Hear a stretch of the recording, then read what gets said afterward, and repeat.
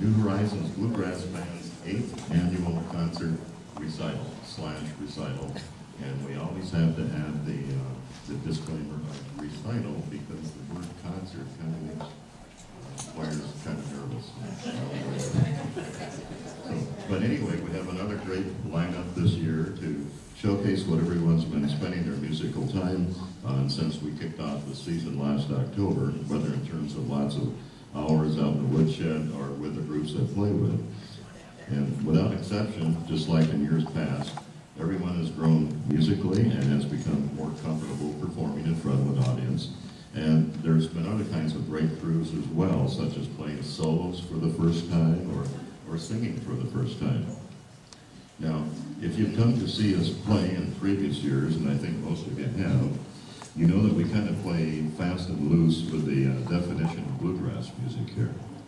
To be sure, we always play a lot of, real bluegrass, but so to speak, but most years we've also included Celtic songs and Texas swing, gospel, and even a little rock and pop here and there.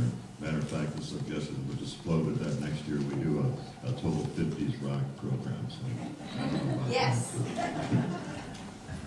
Anyway, the reason we do that is because since the earliest days of bluegrass, back in the 40s, it's always been kind of hard to define or categorize bluegrass other than to say it's a form of music usually limited to stringed instruments, and the key word there being usually, because that's not always true either. It's more of a state of mind.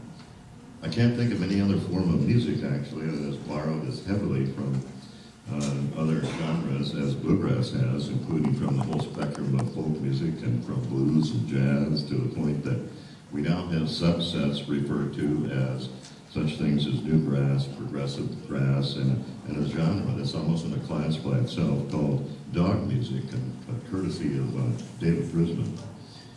And dog music is essentially jazz, which brings me to one of the groups here tonight, and you'll see which one it is just by looking at the song titles in your program.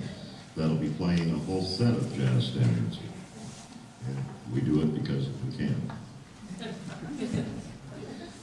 So before turning the program over to our first group, a special thanks is due to Frank Reed, our sound guy here, who generously donates all of the sound equipment and runs the board besides, plus as you'll see later on.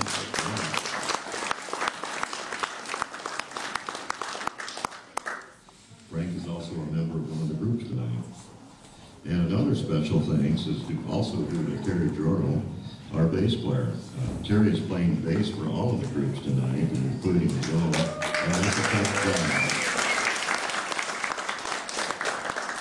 And finally, another special thanks is due to everyone who brought food and beverages and got everything set up out in the hall for intermission.